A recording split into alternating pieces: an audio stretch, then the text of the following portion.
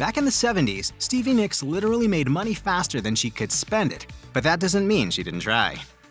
Fleetwood Mac's 1977 album Rumors sold more than 21 million copies in the United States alone. In the wake of its release, Fleetwood Mac became so popular and in such demand that they got away with some pretty diva behavior. Stevie Nicks wasn't afraid to make a few crazy demands on tour, for example.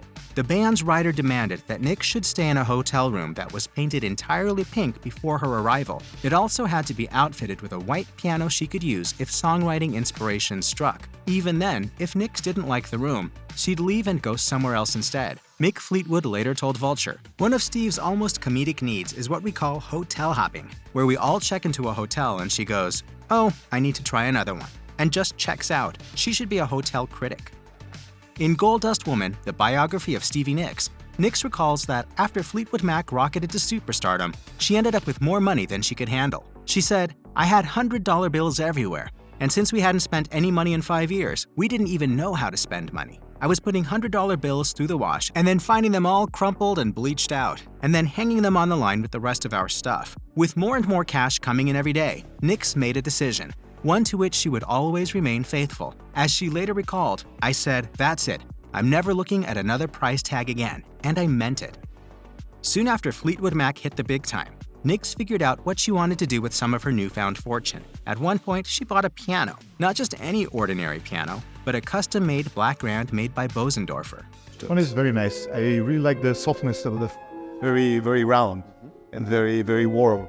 As Nicks once told Vanity Fair, "Right after the Rumors record, I sent my friend to the factory to pick it out for me." Despite the fact that she can't read music and never had a lesson in her life, Nicks used this piano to write all of her songs. It's hard to know exactly how much hers cost, but Bosendorfer's can come with price tags of over $300,000. Another of Nicks' indulgences is somewhat less expected from a world-famous musician: light bulbs. Speaking to Vanity Fair, she said, "I'm obsessed with lighting. I'm constantly shopping for different light bulbs. I love rainbow light bulbs. And also, one should not live without dimmers. Life is all about lighting." Perhaps the most iconic element of Nicks' stage presence is her use of shawls. Over the last 50 years or so, rarely has Nicks performed a show and not worn some kind of wrap, shroud, or cape at some point. So it'll probably come as no surprise to learn that Nicks is an avid collector of shawls. In 2019, she told Rolling Stone, "There's thousands of them. If I ever write my life story, maybe that should be the name of my book. There's enough shawls to go around. All my vintage stuff is protected for all my little goddaughters and nieces. I'm trying to give my shawls away." While Nicks owns shawls in many different styles and of various ages, she treats them all with care. As she says, "I have my shawl vault. They're all in temperature-controlled storage."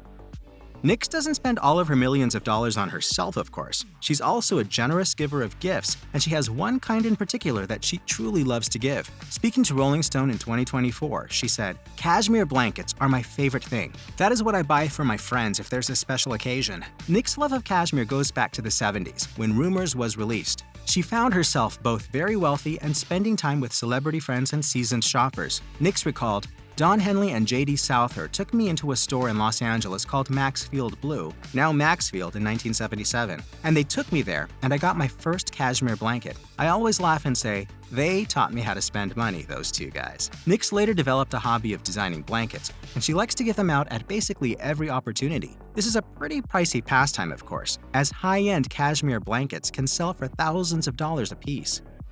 There seems to be something very attractive to celebrities about owning a social hotspot, be it a club, venue, or restaurant. It's not cheap to buy into such an establishment, obviously, and they generally don't last long either because they're expensive to run and don't make all that much money. Yet, this is exactly the business venture Stevie Nicks chose in the 1980s, right after she'd sold the most records she ever would with Fleetwood Mac.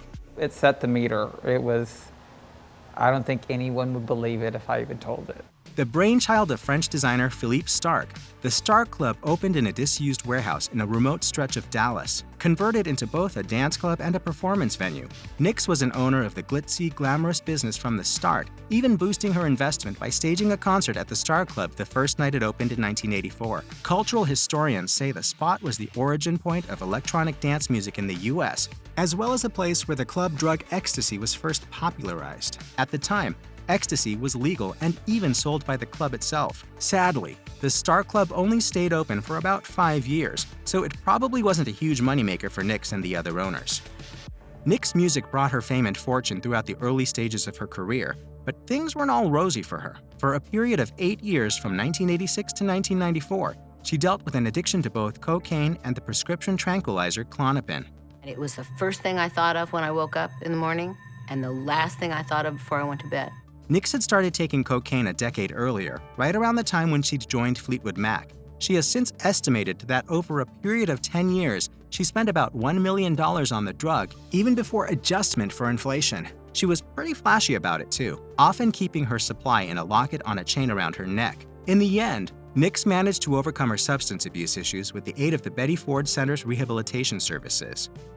Nicks' looks and sensibilities have historically been described as witchy or otherwise witch-adjacent, and maybe that's no surprise. She's always been quite fond of certain types of clothing, which eventually evolved into a kind of standard outfit for Nicks over the course of the many decades she spent in the public eye. And that clothing costs a lot of money, as Nicks often collaborates with known fashion minds to populate her wardrobe. During her first year in Fleetwood Mac, Nicks met and began working with designer Margie Kent. Kent developed the all-black outfit that Nicks wore on many album covers, including that of Fleetwood Mac's 1977 album Rumors. Until the 2020s, Nicks wore heeled shoes and boots made by Pasquale Fabrizio, a leather crafter and supplier who works with top shoe brands such as Prada and Louboutin. When she broke a toe in 2023, she had to move into more comfortable but no less exclusive footwear. Nowadays, she's a Balenciaga devotee. Nicks also treats her skin with the finest products. She once told LUK that she uses creme de la mer at night. A 1-ounce jar of this stuff costs around $200.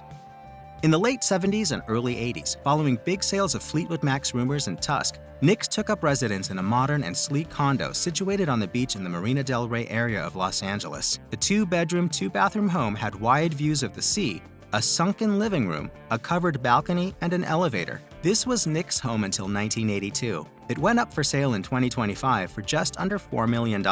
Nicks was born in Phoenix, and she returned there in 1980 to be closer to her parents. Loaded with money after 5 lucrative years with Fleetwood Mac, she bought a rambling home located in nearby Paradise Valley. Nicks lived in one part of the house, while her brother, his wife, and their daughter lived in the other. The interior of the 7,300 square foot residence was more Gothic and classical than American Southwestern, with touches like a gigantic arched fireplace, a large wooden door, and stained glass windows. In 2002, Nicks told in style, "I have to live in dramatic places. For me, atmosphere is everything." Nicks lived in the home for many years, but after finding she was spending less and less time there, she put it up on the market in 2007. It sold for $3 million.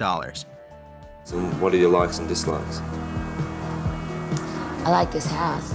Another of Nicks' homes sits in the Pacific Palisades area overlooking the Pacific Ocean. Built in the Spanish architectural style, the 2-story house was constructed in 1927. Nicks has given this space a personal touch of her own, filling each room with her personal mementos while adhering to each room's unique color palette. The living room was built around a painting of a young girl that Nicks acquired in 1998. That piece is on the wall above the fireplace, near Persian carpet and velvet couches. Nicks does her work in the study, also known as the green room due to its green velvet couches. It offers a complete circular view of the Pacific Ocean. Nicks keeps 2 private bedrooms in the home. One of them is gold and is full of gold-beaded pillows, golden quilts, and a canopy of shimmering scarves. The other bedroom is all white and is outfitted with antique furniture and fixtures. Nicks owns many properties, and while some are mansions, others are more modestly sized. That said, her smallest home was still more expensive than most other residences, and it's certainly among the priciest of its kind. Paradise Cove is an 85-acre area of beachfront real estate in the high-income area of Malibu, California. It's a gated neighborhood that contains exactly 265 trailers, also known as manufactured homes, which are assembled at a factory before being unloaded on a pre-purchased property. In 2014, Nicks bought an extant manufactured home in Paradise Cove, spending $4 million on the residence. Most of the houses here measure less than 1,000 square feet, but not the one Nicks purchased. It was outfitted with 4 bedrooms, real bamboo floors, and a deck that winds around the entire property. As you can probably guess, Stevie Nicks amassed most of her fortune through her music. The Fleetwood Mac albums on which Nicks featured prominently are by far the group's best sellers. The 1975 self-titled Fleetwood Mac LP sold 9.4 million copies globally. 1977's Rumors moved in excess of 35 million around the world. Tusk sold 6.6 million units, and Mirage added another 5.5 million to the tally. Nicks' solo albums capitalized on that success too. 1982's Belladonna alone sold 5 million copies. Nicks not only received performance royalties as a singer on all those records, but a cut of the songwriting profits too. As her career as a recording artist began to wind down in the 2020s, Nicks scored another payday, and the biggest one of her career to boot. In December 2020, talent agency and rights management firm Primary Wave paid Nicks $100 million for an 80% share of her music publishing rights. If you or anyone you know is struggling with addiction issues, help is available. Visit the Substance Abuse and Mental Health Services Administration website or contact SAMHSA's national helpline at 1-800-662-HELP 4357.